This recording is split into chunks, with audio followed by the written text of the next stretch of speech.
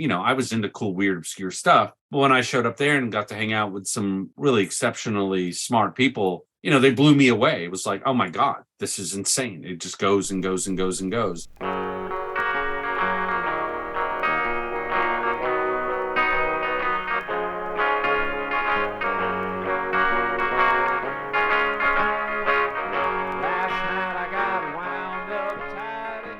Hello, and welcome to episode 6 of the Who Cares Anyway podcast. My guest on this episode is Hisham Mayet. For the last 20 years, Hisham has been one of the principal figures behind Sublime Frequencies, the international/world music label that he co-founded with Alan Bishop of Sun City Girls in 2003, and that label is still going strong. More recently, though, Hisham started a new reissue label, Bulbous Monocle, which is focused on, and I quote here, reissues dealing with the San Francisco Bay Area musical scene that was extant from the mid-'80s to the late '90s. Reissues of the legendary Thinking Fellers Union Local 282 will launch the label with 2 releases in 2022, and those 2 releases were Admonishing the Bishops, an EP from 1993, and Strangers from the Universe, an LP from 1994. Something I had not realized before doing this interview was that Hisham actually lived in San Francisco throughout the 90s and before that in Santa Cruz, meaning he was a first-hand observer of this era. And had I known that, I probably would have interviewed him for the book, but I really only knew him through his role with Sublime Frequencies. And when I briefly met him in 2005, he was living in Seattle, so I didn't know about his history in San Francisco. That said, we do get into that both in terms of the connection between Thinking Fellers and some of the other acts that might be coming out on Bulbous Monocle, how that music represented a sort of regionalism, both a Bay Area kind of regionalism, but also a West Coast scene that, viewed from the East Coast, had a certain mythological status in the 1990s. Now, one thing I should add here is that I had gotten a new microphone just before doing this interview, but somehow had not properly selected that in my recording app, and so the recording of my voice in this interview is not so great, but on the bright side, I don't talk a whole lot, so it doesn't affect things too much. So with all that said, let's get out of the way and get on with the interview with Hisham Mayet.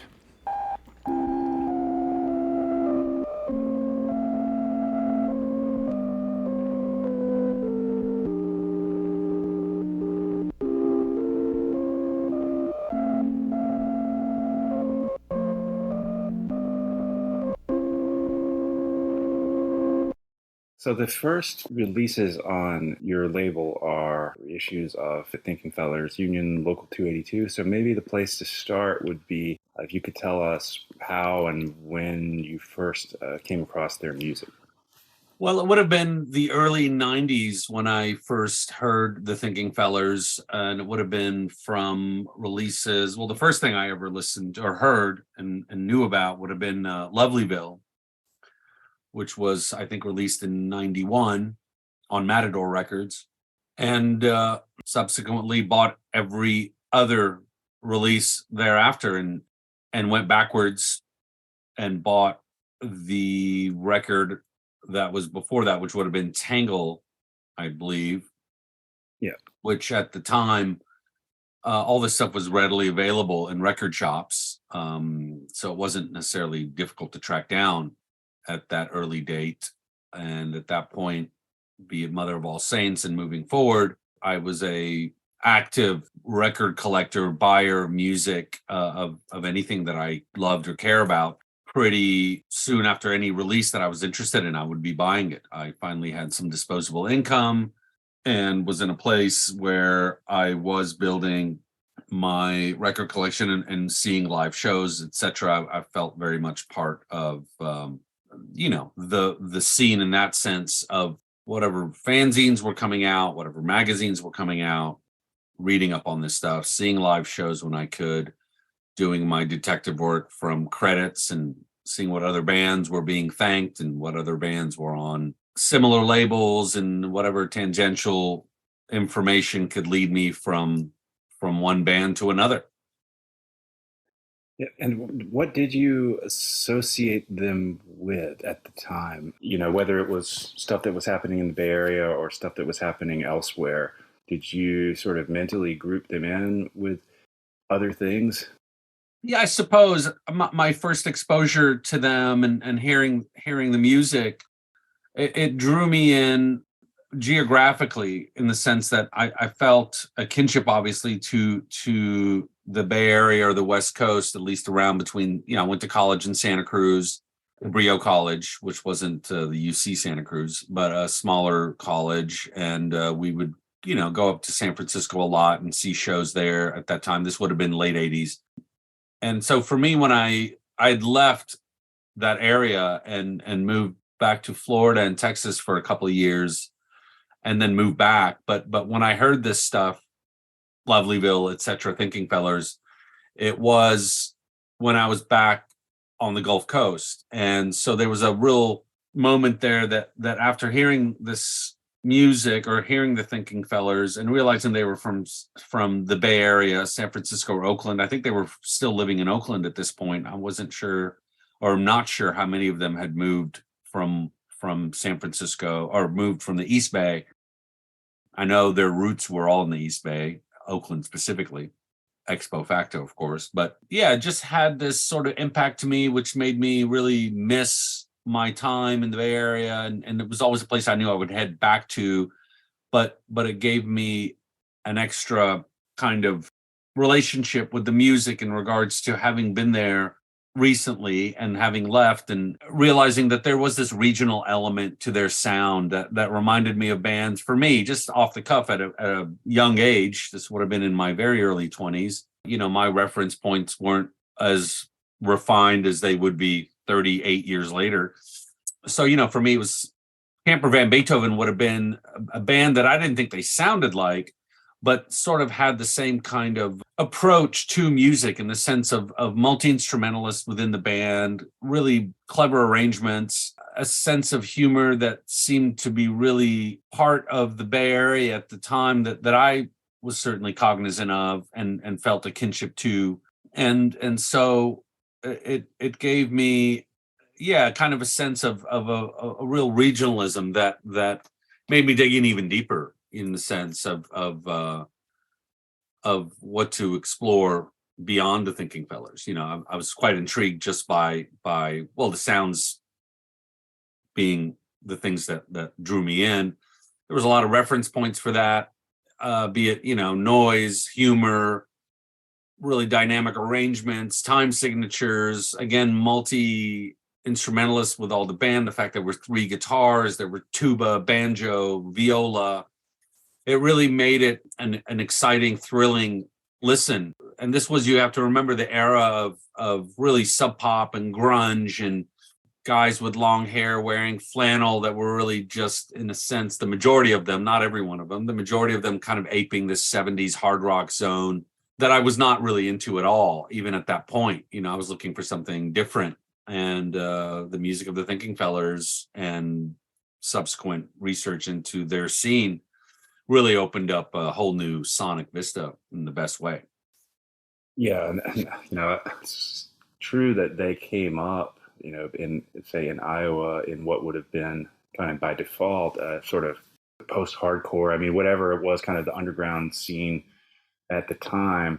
But their music really connects to a lot of pre-punk, not even necessarily Bay Area, but some idea of West Coast weirdness. Ralph Records being a sort of reference point, but it wasn't that they moved out to the Bay Area because of Ralph Records or something, but like what they were drawing on was in the same kind of spirit as some of this other West Coast music.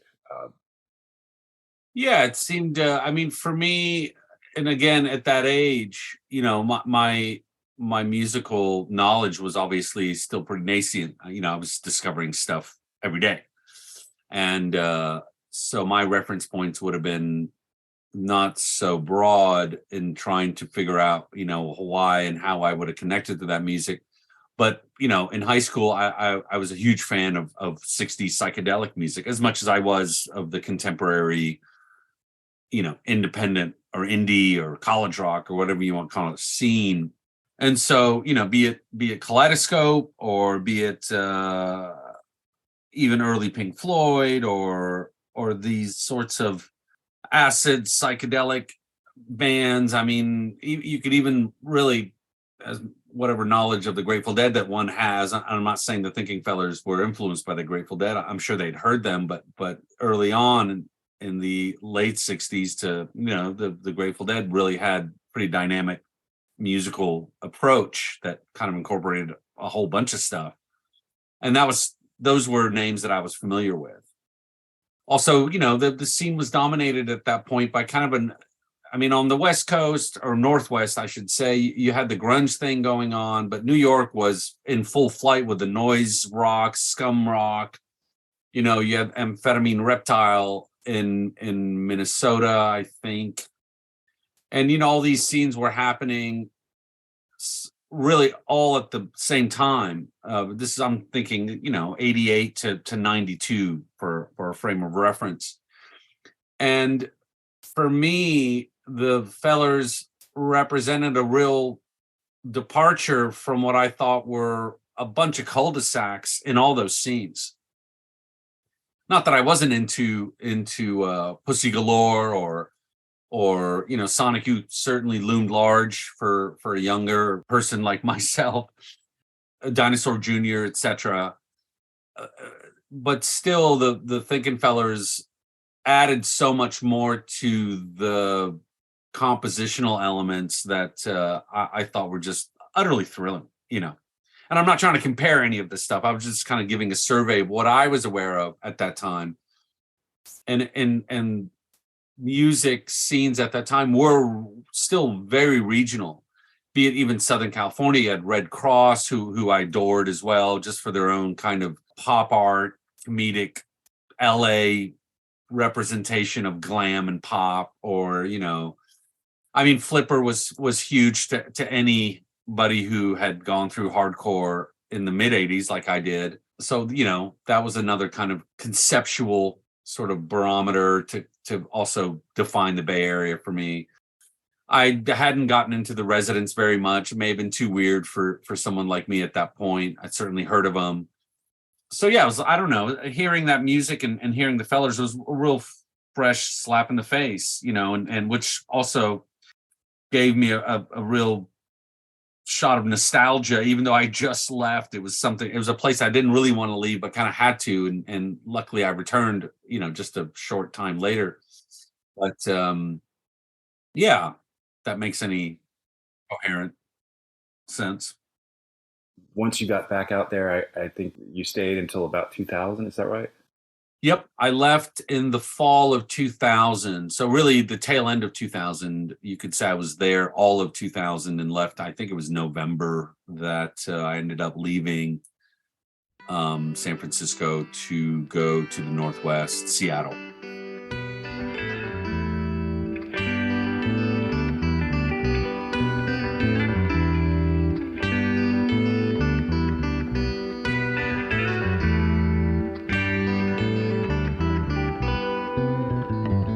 Certain things seem to come back in a certain nostalgia cycle over a certain amount of time, but a lot of times that is because they can be kind of packaged together. Like, let's say the early 2000s, there was a lot of talk about post-punk, this and that. But, the Thinking Fellers and some of the contemporary stuff, whether it's, Nuf Sed or Carolina, it's kind of its own deal, but none of that stuff ever really, well, if it ever did fit under a category, it doesn't seem to now.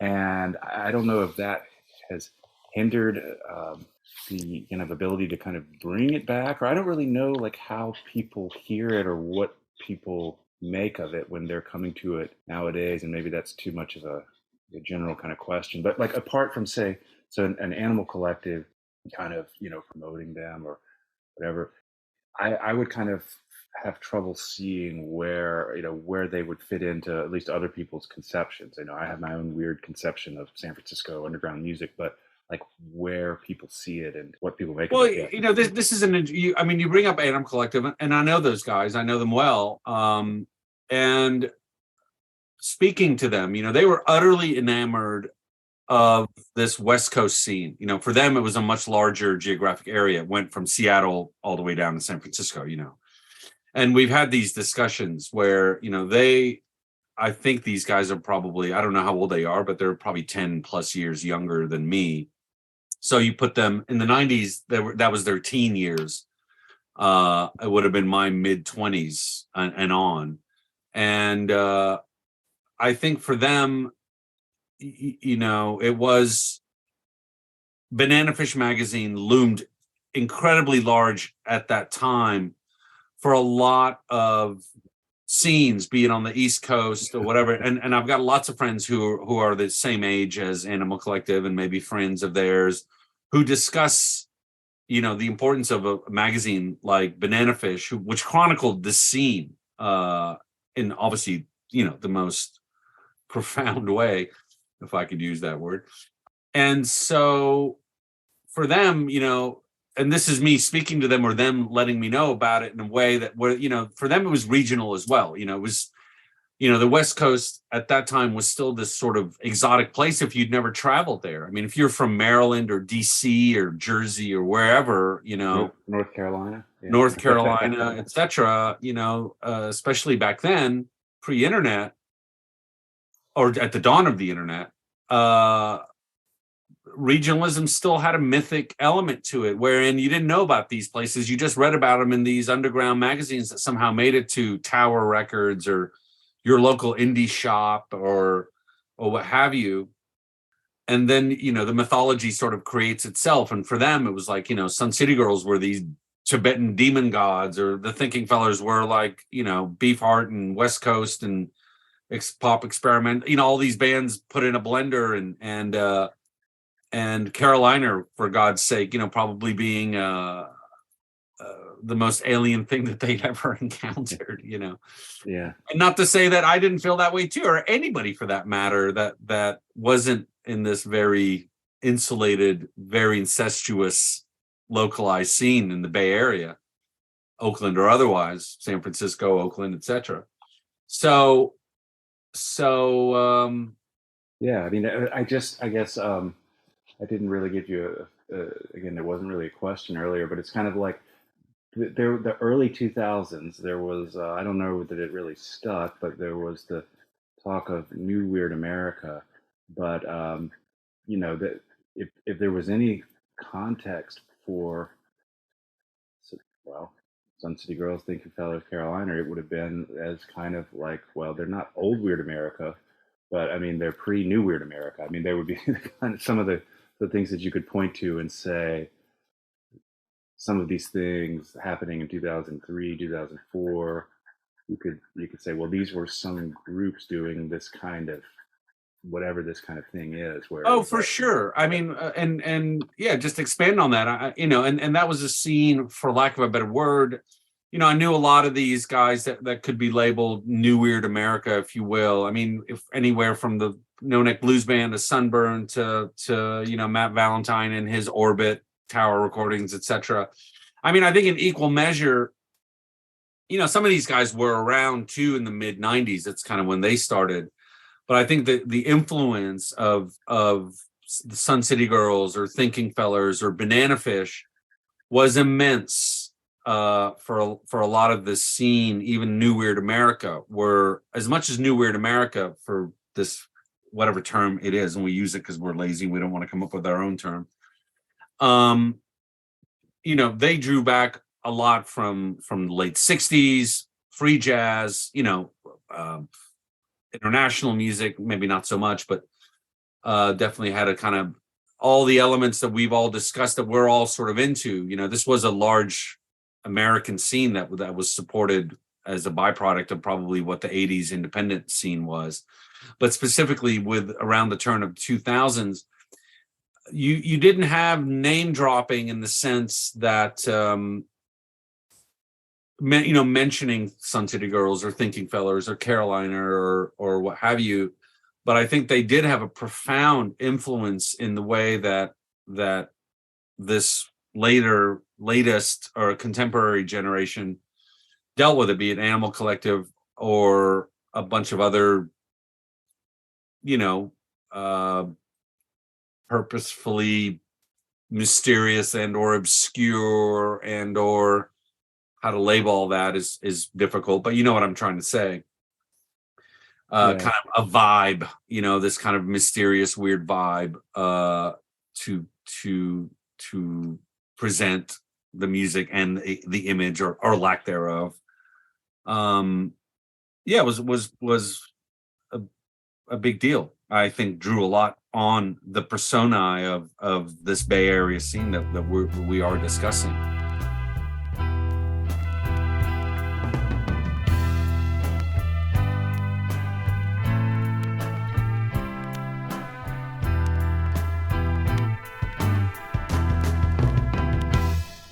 So the Thingy Fellers certainly had a part, and if you hear panting noise, that's not me, that's my dog. But I mean, I might pant too later on. But they had a hand in a lot of different quote unquote side projects, but groups, interesting groups that didn't produce a lot of music, but produced some memorable records.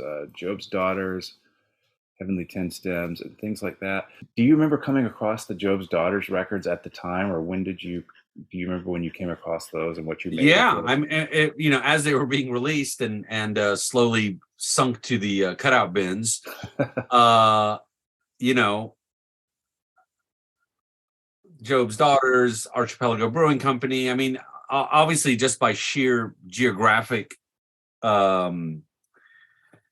logistics, all those records were in every record shop in San Francisco, and they were cheap because they either weren't selling, or at the time records were cheap anyway. I mean, you could get a 7-inch for $1.99 or $2.99 new, and usually they were 99 cents if they'd sat around for longer than a year. So I mean, at that point, I was well into my record collecting fiendish zone. And I was devouring everything. I mean, for me, it was almost even a sense of pride. Like, oh, I live in the same city as these weirdos. Man, they got a killer sense of humor. This is great. Oh, wow. Sounds of the American fast food restaurants, whatever, I mean, Amarillo was fantastic. Nuf Sed was great. You had, Carolina clogging the bins. All this stuff that and I devoured it in a sense in that if the Thinking Fellers was the the oak tree, all these little acorns were being scooped up by me because of the relationship to the mothership, as I saw it. Another amazing cool little artifact was when Brandon had released the Sun City Girls Thinking Fellers split 7-inch covering Carolina. It's things like that would just tie a bow around what you were trying to do in your head with the family tree of all this weird stuff, and me not knowing all those guys, but doing the detective work in my mind and through these records made it a thrilling endeavor in regards to playing detective in your mind and trying to see how all this connected, because they were very mysterious, aliases. They certainly had they were very adept at covering their trail in a lot of ways, and I love that. I love that about music. I love the sense of mystery and the sense of making the fan or listener work for information. I mean, that we tried that with Sublime Frequencies, but when you're dealing with other people in a pre-cancel culture, which is now fully ablaze, you can do that when you're localized, but you can't do that and present something in a kind of mysterious fashion that maybe will allow people to dig even deeper rather than get a very summarized blurb of information that they feel like they can walk away and know everything about a culture. So, there is that connection, in the sense of when we started Sublime, we were coming from this from the scene, I felt like, I mean, I certainly did. I mean, of course, working with Alan and Rick and Charlie and all these guys, I mean, they were of that scene. And so, we were coming from an underground DIY culture that relished in obfuscation. And that was for me a real way to proceed. And it's all I ever knew, for be it going back to the Bay Area scene or like, I mean, I was obsessed at this point too, I'm talking mid to late 90s with, anything out on Majora, anything out on the Expressway label. I was very much into the New Zealand underground scene, like huge. All the while, buying anything that you could buy that was, field recordings from Morocco or Tibet or Indonesia, etc. I had a background where I came from, overseas and grew up in a, Arabic background. So, my parents were listening to weird, cool, old 60s, 70s Arabic music. I grew up with that. And I never once thought that was uncool. Never. I always embraced it. I always collected those records. I still do. I was, one day in San Francisco, there was a great shop, a Middle Eastern shop run by a Syrian guy on, it was like 16th near Cesar Chavez or Army Street. It was called back then, and it was like a Middle Eastern grocery. Sami Rami's. Yeah, yeah. And he had dead stock of all these albums. And early on, I was just going in there and buying everything I could buy. And he would have 10 copies of each album. Some of them were covered in black soot because they'd probably been there for 20 years at this point. And that stuff, go to Green Apple Books, Amoeba, of course. There was Open Mind Music. There was,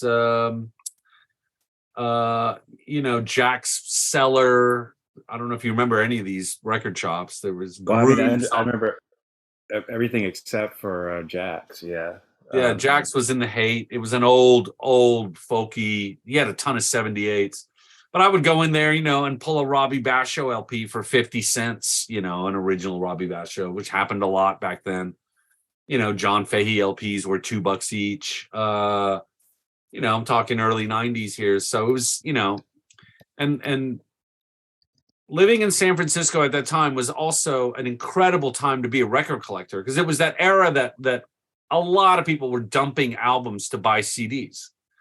Yeah. And a place like the Bay Area, which has had its obvious share of hippies and record collectors and freaks, music or otherwise, there was a lot of records. It would be like Los Angeles or New York. I mean, or Chicago, So I've felt privileged because I knew what was going on.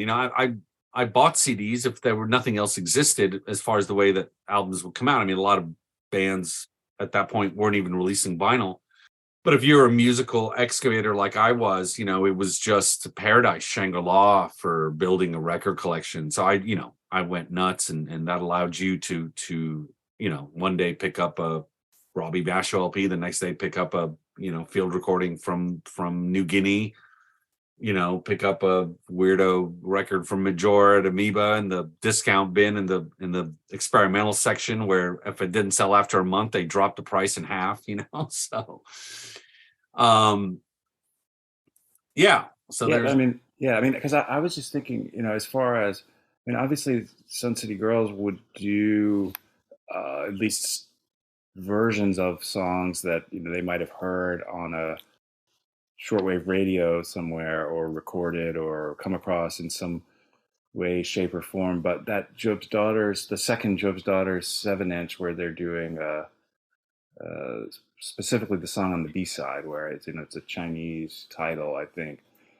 I don't know where they first heard that song, but I guess I'm thinking, like, if you look at that and then maybe connect that to Heavenly Ten Stems, and then you can look at Monopod or Neunfach, and then Mark Jurgis and Sublime Frequencies. Like, I guess that particular thread of, I don't want to say world music, but like international music, Asian, Southeast Asian music, was something that I didn't see people being aware of before that. Like, you weren't going to find a band in 1983 doing a cover of a Southeast Asian pop song, whereas, it comes in there in the early 90s, and then, 10, 12 years later, Sublime Frequencies is putting out compilations of stuff that would be very relevant to that. And I don't know, Not to make too big of a deal out of like a particular. No, but it's an important it's an important link. And again, if Alan says, they were in the midst of tape trading. I mean, all this stuff was being tossed back and forth. These 7 inches were coming out. I mean, a lot of this stuff, and if you're living in a place like San Francisco in the 90s, San Francisco, believe it or not, at one point was a very multicultural working class city. And every neighborhood had a very distinct ethnic flavor to it, and a lot of stuff was available, which brings me back to that point of Samir's place in the Mission, or you had what was the Indian place down there too, on Valencia, that sold all the albums too, and it was an Indian grocery. Yeah. I can't quite remember the name, but it does ring a bell. Yeah, I mean, so you had all that stuff, I mean, you go to Chinatown, you go to Japantown, Russiatown. I mean, San Francisco was a kind of cornucopia of all these ethnicities that were existing, pre-assimilation even. I mean, some were assimilated, meaning like they spoke English and got out of their neighborhoods, but a lot didn't. But I always felt that the West Coast and San Francisco in particular, always had this eye or ear across the ponds or the oceans. There was always that element to it. I mean, it goes back to what I mentioned kind of about like even Camper Van in the mid 80s or early 80s. You were asking about an example of who was doing that in the early 80s. Well, Camper Van, Beethoven, started to bring in world music elements in a way that incorporated a lot of ethnic stuff, if you will. But they were probably coming at it because they were listening to like Kaleidoscope or, Pop Art Band or, that kind of thing, which was already a sort of cornerstone in the late 60s, where a lot of these psychedelic bands were reaching out for other influences beyond blues or jazz or whatever. They were looking, abroad to India, the Middle East, Africa, etc. So I think in a sense, Job's Daughters, Brandon, Mark, who were very intense record collectors, were into this stuff as much as what I was describing earlier. They just had a really broad palette when it came to music.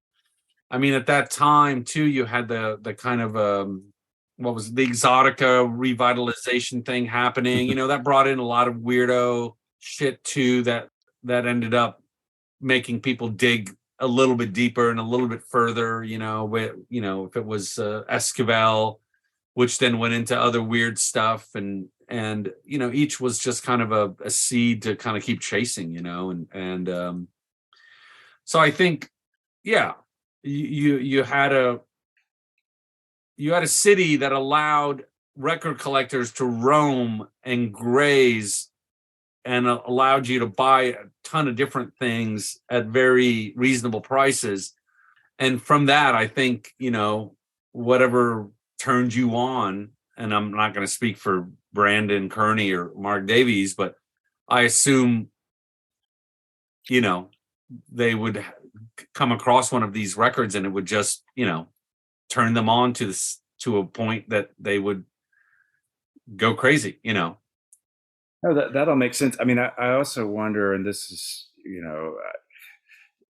at the same time that after however long it took for alternative underground music to become mainstream, as that's happening, it seemed like that almost made stuff beyond guitar rock, 3 to 4 piece band guitar rock, seem more like a frontier or not a way out, but like a refuge.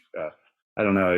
It's kind of like as you're seeing this kind of idea of underground rock become kind of MTV-ified, I could imagine there being kind of distaste for I don't know, seeing the way that stuff was happening. But anyway, yeah, but that's a good point. I mean, certainly I felt that way in a lot of ways. I mean, a lot of bands that I had a lot of affinity for, even in the early 90s, they matured and some became, very popular and quite recognized, more mainstream, if you will.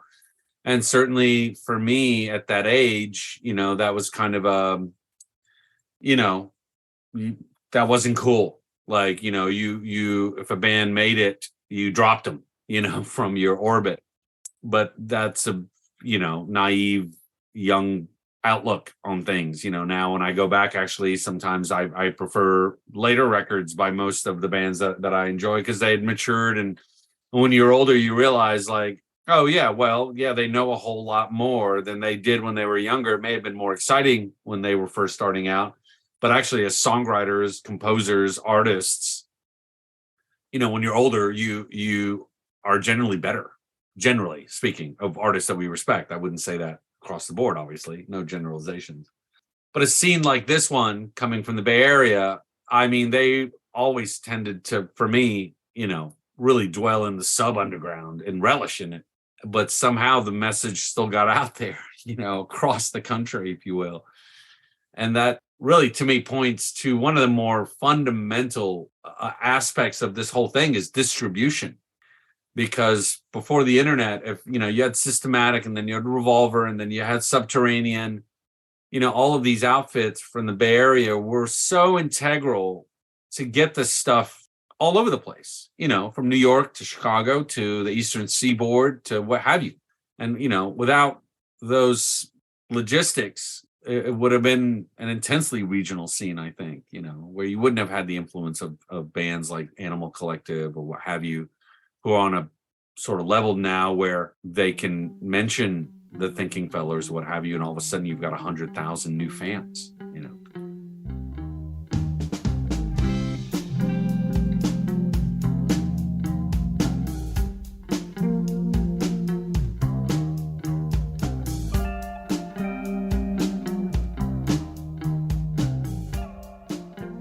What can you tell us as far as subsequent plans for the label, as far as other bands or releases that are planned or releases that you would like to do?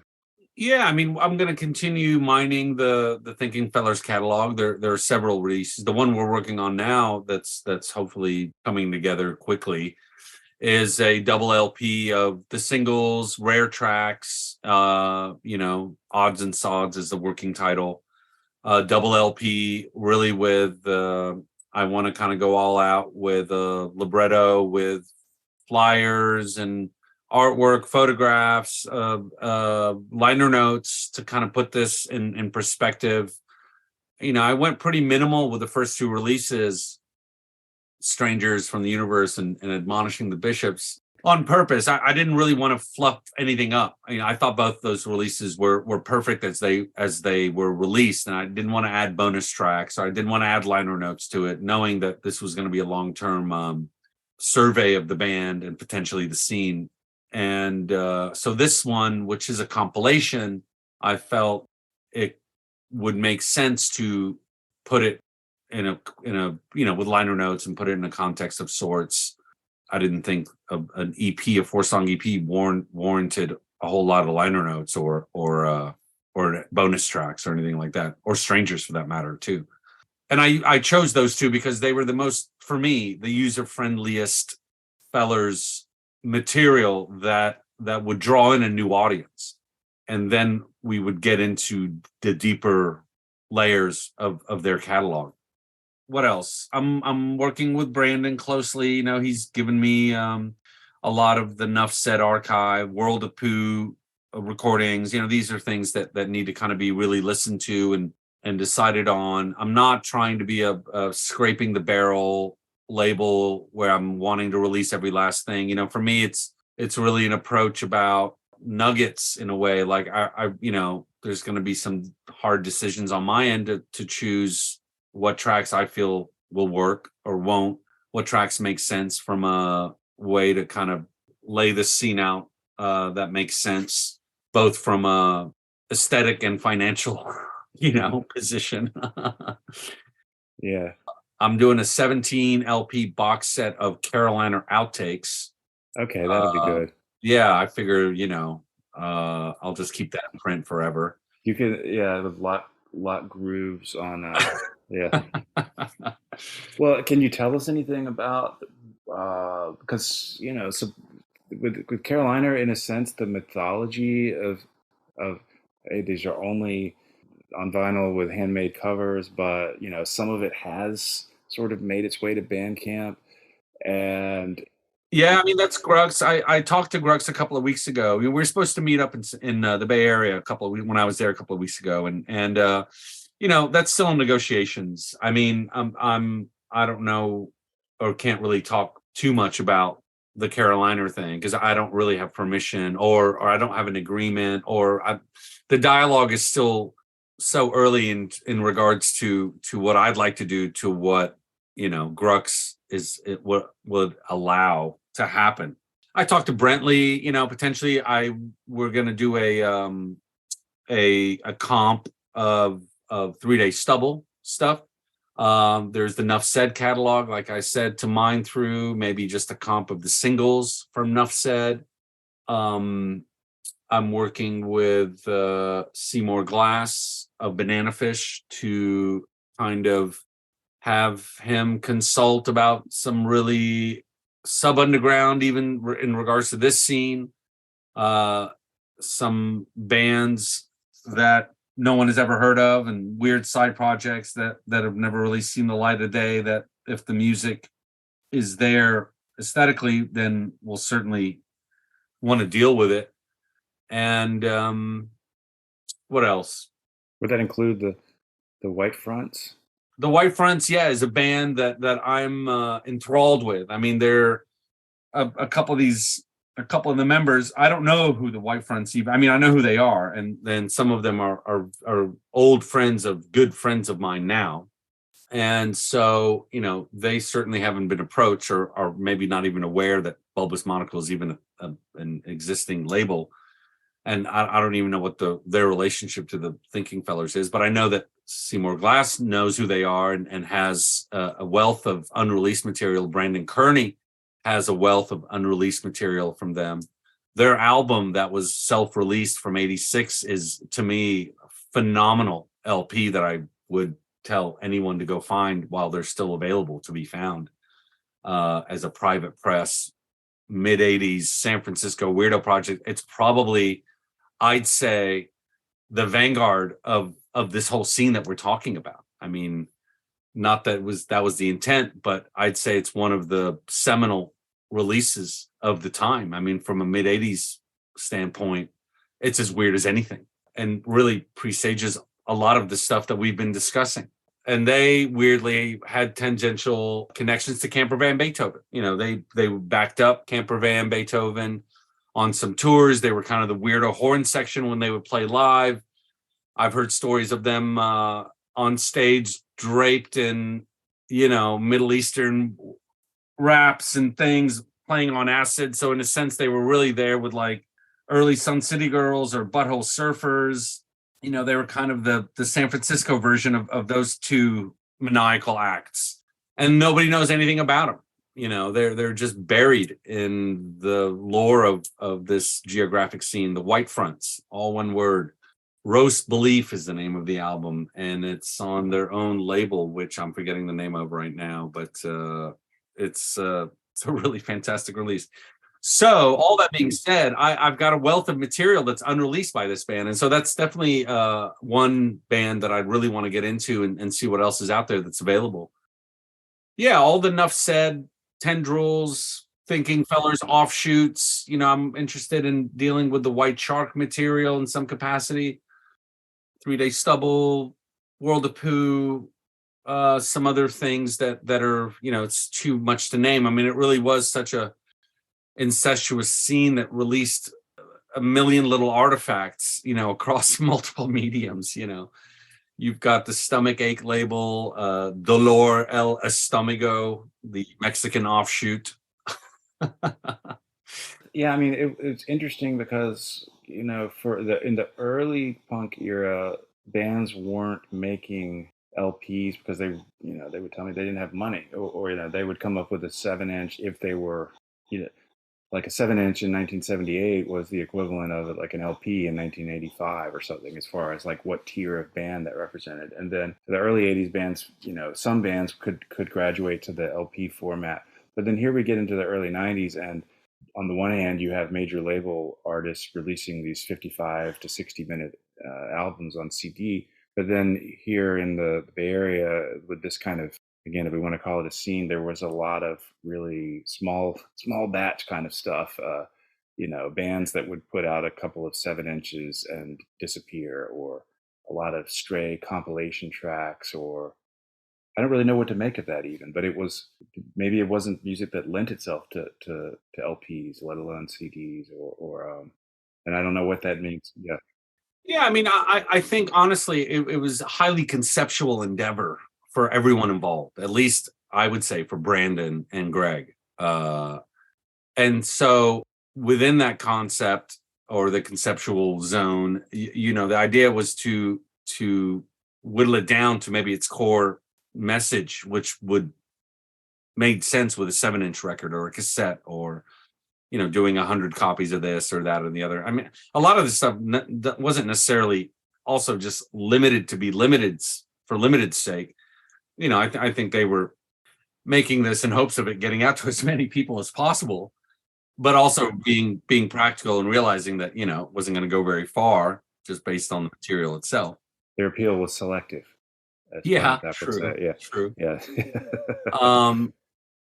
But yeah, there was just so much going on between, Amarillo and Nuf Sed and all these other labels. I mean, but just between those two, the breadth of weirdness that was coming out is wonderful for someone like me who's into collecting this stuff. The sense of humor to me was such an integral part of it that made it palpable too. If it didn't have that, I think it would have most definitely probably been buried in its own self-importance or being pretentious or something, but it wasn't any of those things. For me, it I don't know about sincere, but that's the right word to use. But we get into that, or I mean, not the royal we, but there's some later chapters. I don't think I sent you, but that idea of, authenticity versus quote unquote concept, and because I think that was one of the more interesting kind of themes around that time, as far as what is it that makes a band, and a concept band, as opposed to just a band. And yeah, I mean, you get, I think at a certain point you just get, the scene can get boring really quickly, and especially if you've got these, almost saccharine artist types who really tend to overbelieve in their own, art and turn it into this really cheesy thing. I mean, this is turning on its head, basically saying like, hey man, relax, a lot of this can just be fun too. It can be funny, it can make fun of itself, it can be a conceptual fuck you. It can, don't take it so seriously as to lose, any kind of focus about what makes this palpable. And if it means challenging the status quo, whatever that is, at whatever era, be it, late 80s, early 90s, in the 2000s, or what have you. I mean, you're hard pressed to get away with it today, but we live in a completely fascist modern state. I mean, good luck trying to subvert anything in this day and age. But back then it was much more freewheeling. I mean, you were encouraged in a way to sort of, poke the stick or make fun of whatever it was, in a way, subvert it in a way that made it, palpable, and made it look at itself, There was a sense of irreverence that came out of the Bay Area that contrasted with a certain kind of seriousness that came out of New England. And maybe, who knows? I mean, maybe that goes back to colonial days. Who knows? I would say so. And that's a concept I've thought about a lot. Whether, for my age group, after college, if you will, or after high school, there were two paths. You went to the Northeast or to the West Coast. I guess some people went to Chicago. I didn't, obviously. But, one for me always represented kind of a past system of tradition, i.e. the Northeast. And the other was just, an open-ended experiment, which was represented by San Francisco for me. And having visited San Francisco at the age of 16 alone, it made it a much easier decision than to try to go to New York in the late 80s and experience that. And I'm glad I did. Or, I would have been fine probably at either place. I think I would probably been chewed up pretty intensely in New York. But yeah, this sort of New England regionalism of that era, seemed much more codified than kind of an open-endedness that would have been more prevalent on the West Coast. But you had people like, Byron Coley spent a lot of time in Los Angeles, in San Francisco, working, writing, working at McDonald's, drinking, getting into this, that, and the other via live shows or whatever. So he certainly had and I mentioned Byron Coley and Jimmy Johnson, who were the heads of Forced Exposure, two people who were very influential for me. I mean, Forced Exposure was the Bible for me at that time, not as it was happening, but a little later on, and I got caught up with all the back issues, etc. But that was also the tenor of the times on the East Coast. You just kind of had this very confrontational, very judgmental, really brash, insulting take on everything. No one was spared. I mean, if they liked you, you were well liked, but there was a kind of vibe that was. And I think it kind of existed on the West Coast too, to be honest with you. I mean, it was the times. The 80s weren't necessarily peace and love. It was, a lot of it was the anti-peace and love. But yeah, I mean, that's a good point to bring up in regards to how the regionalism of the Northeast and then the West Coast differed immensely, and in regards to bands, etc. Yeah, I mean, a whole book could just be written about the regionalism of the United States in the 80s and what kind of music was made due to the environment that it was created in, culturally and geographically. It's a fascinating topic for me, and one I'm always happy to talk about. Yeah, I think I could imagine myself at 20 years ago or something, wanting to take sides with one, feeling like I identify with this region or this other in terms of some gestalt that I sense. But now my feeling is I appreciate the fact that there were these regions and contrasts, where as opposed to a monoculture, a Netflix monoculture, or as I don't know, you kind of wonder where is there room for regionalism to show itself at this point. And well, I mean, post-internet, it is complete homogenization of all culture. I mean, that's what it's done in that sense. I mean, the modern era has just ushered in a complete extinction of biodiversity. Really, I mean, whatever's left of it is just much harder to find, and so you really have to dig if it even exists anymore. I mean, it is a post modern world in the sense that, the crust punk from Gilman Street and the truck driving redneck from, Western North Carolina are probably looking at the same Instagram feed. So yeah, there is the homogenization of at least the United States and Europe in general. Yeah, it doesn't lead much to this, what I believed was a fantastic biodiversity of regionalism, from 30 years ago, 40 years ago. And you could argue, that regionalism was even more entrenched back in the 50s and 60s, but I wasn't alive back then, so I can just speak to the era that I grew up in, and so you're always going to have the one generation say, oh, it was way better back then, et cetera, et cetera. And it wasn't way better, it was just different, Yeah. Maybe it was way better, I don't know.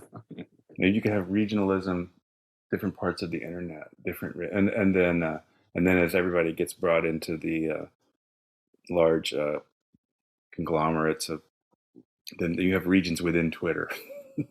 Such and such. Yeah. And we may have brought this up last time, but I grew up in the deep South. So for us, it was like, man, REM ruled the roost back in the early 80s. They were the band that everyone, fell in with, in the sense that they felt it was like our band because they're from the South, and Pylon, or like I remember all these regional bands, trying to look like REM, and I'm talking like Murmur, Reckoning era. This is 84, 83, 84, 85.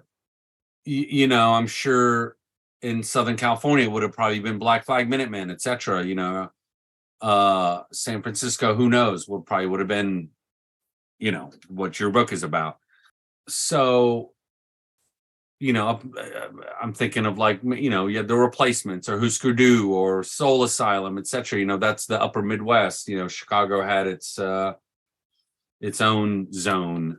And so, yeah, I mean, even to loop it right back to where we started this conversation, the Thinking Fellers, this scene really represented a regional idea for me that because I experienced it young enough and I'd left, and when it reared its head when I just left, even though I would be back there, I really connected with it on that visceral level due to the regionalism of what it was.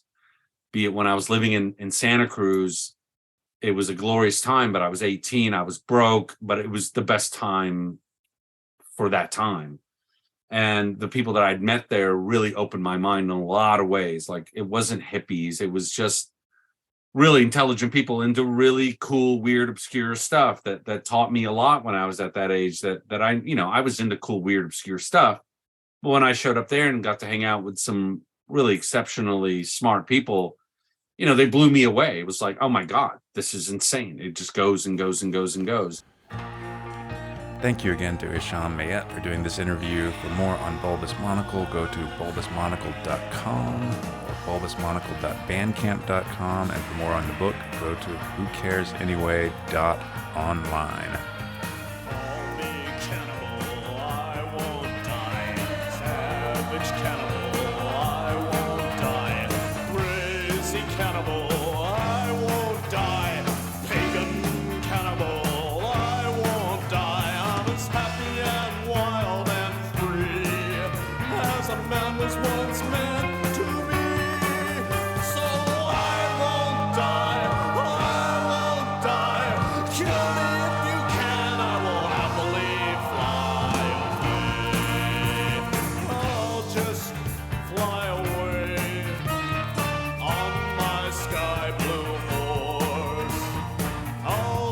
Fly away, happy that my